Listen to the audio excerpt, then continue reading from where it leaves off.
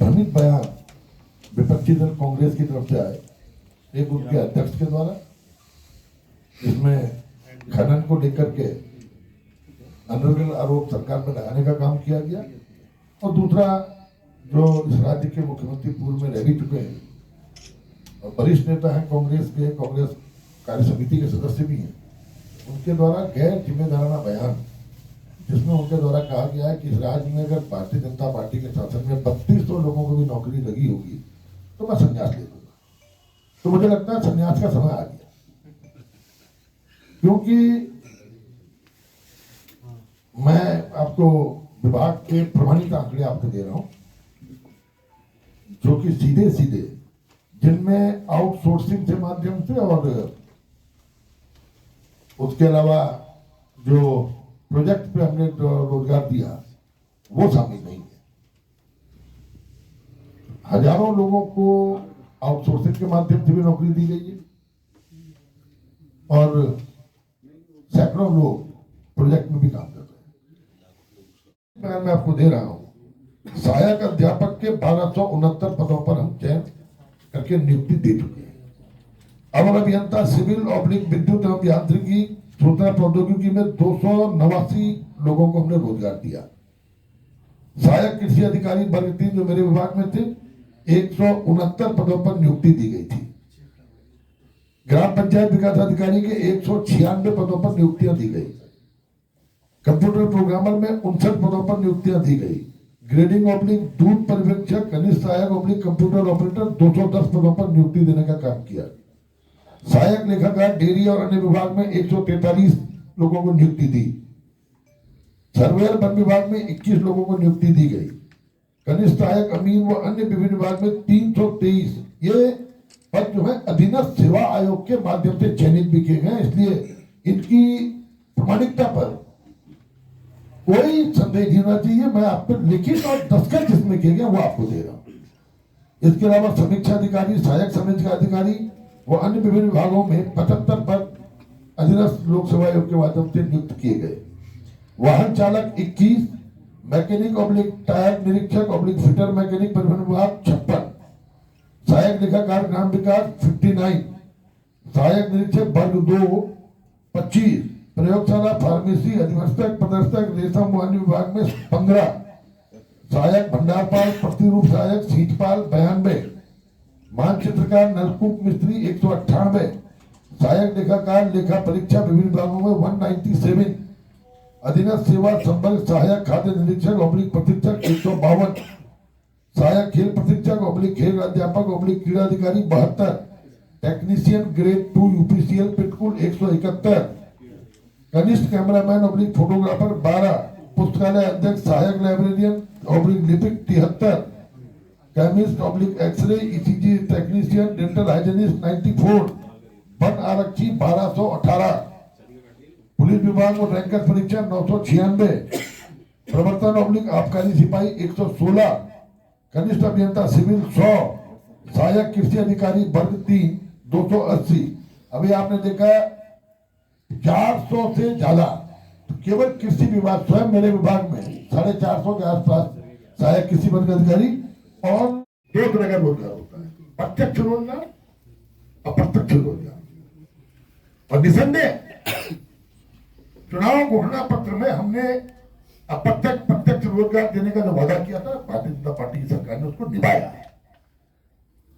अच्छा, अभी मैंने आपसे केवल ये अधीनस्थ लोक सेवा आयोग और लोक सेवा आयोग की प्रमाणित बातें की है। इसके अलावा हजारों लोगों को आउटसोर्सिंग के माध्यम से हमने नौकरी दी है, हजारों लोगों। इसके अलावा मुख्यमंत्री स्वरोजगार योजना, मुख्यमंत्री सौर ऊर्जा स्वरोजगार योजना, एमएसएमई, स्टार्टअप, जैसे तमाम तरह की योजनाओं को लॉन्च करके हमारी परंपरागत कृषि विकास योजना में अगर आप देख लें, हम 12,500 क्लस्टर्स पर काम कर रहे हैं। हर क्लस्टर पर एक आदमी लगाना कंपल्सन है। उसके अलावा 10 क्लस्टर्स के 20 क्लस्टर्स के ग्रुप के ऊपर एक आदमी लगाना जरूरी है। तो अगर आप देखेंगे तो परंपरागत कृषि विकास योजना और नमामि गंगे के माध्यम से भी हमने 15,000 के आसपास लोगों को रोजगार देने का काम किया। मैंने आपसे कहा कि रोजगार एक तो स्वरोजगार की संभावनाओं को बढ़ाना, विभिन्न योजनाओं के माध्यम से रोजगार पैदा करना, और उसके अलावा एक प्रत्यक्ष रोजगार, चाहे वो आउटसोर्सिंग के माध्यम से हो, चाहे वो विभिन्न आयोग जो हमारे सबऑर्डिनेट सर्विस कमीशन और लोक सेवा आयोग हो। तो कुल मिलाकर के भारतीय जनता पार्टी ने जो वादा किया था उस वादे को निभाया है।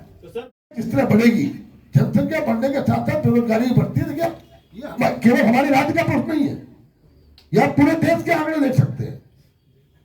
जनसंख्या का बढ़ना कहीं ना कहीं ये बेरोजगारों की जमात को खड़ा कर रहा है, और इसीलिए माननीय प्रधानमंत्री जी का और हमारी सरकार का फोकस है कि स्वरोजगार की संभावनाओं को बढ़ाया जाए। मैं आज ही एक मीटिंग करके आया हूं जिसमें हम एक अंतर्राष्ट्रीय स्तर का एक diversity park eco tourism based Dhalwala मुनीर बना रहे हैं, जो सोसाइटी मोड पे होगा, और उस सोसाइटी मोड के उस पार्क में कम से कम 500 लोगों को रोजगार मिलेगा।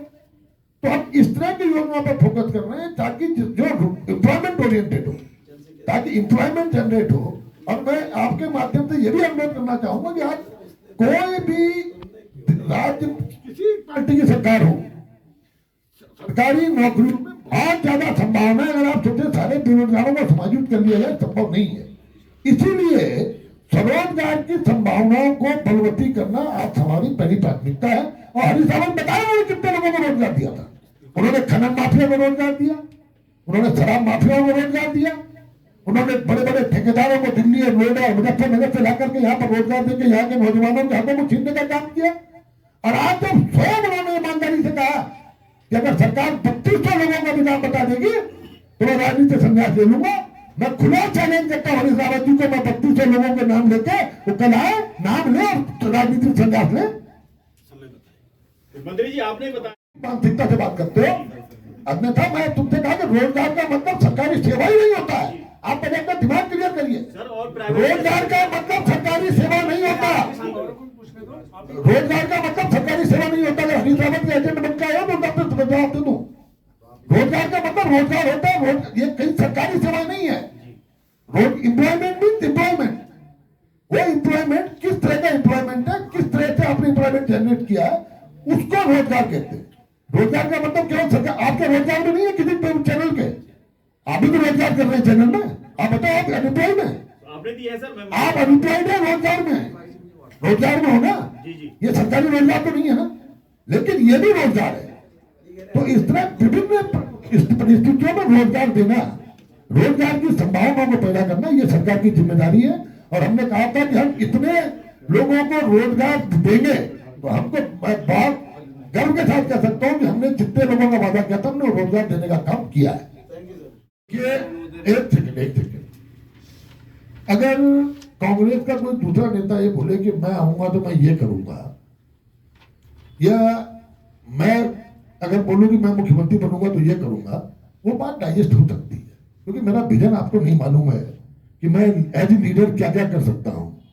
लेकिन जो व्यक्ति इस राज्य का मुख्यमंत्री रह चुका हो, और मुख्यमंत्री रहते हुए जो कांग्रेस को धरातल में ले जाने का काम जिसने किया हो, कि उत्तराखंड के इतिहास में सबसे कम सीट ले जाने का काम किया हो, और जिन आरोपों पर उसने काम किया हो, और वो जब इस तरह के उन जरूरी सवाल पूछे तो लोग उनके सवालों का जवाब तो देंगे ना। मुख्यमंत्री रह चुके हैं राज्य के, जिम्मेदारियों में पकड़े रहे हैं, जिम्मेदारियां लोग पार्टी ने उनको दी थी इस राज्य के नौजवानों की इच्छाओं को पूरा करने की। तो उन्होंने क्या किया, इसका परिणाम तो 2017 में इस राज्य की जनता दे चुकी है। पहले मुख्यमंत्री है पूरे देश के जो 2-2 सीटों पे चुनाव आ रहे हैं। या तो अगर आप कहते हैं तो कांग्रेस बताते हैं उनका मुख्यमंत्री का उम्मीदवार कौन है, तो हम फिर उसी पर तय करना शुरू करें। फिलहाल उनका अभी तक जिस तरह से रावत जी कहते हैं मेरे नेतृत्व पर चुनाव होगा, तो निश्चित रावत जी के बारे में बोला जाएगा।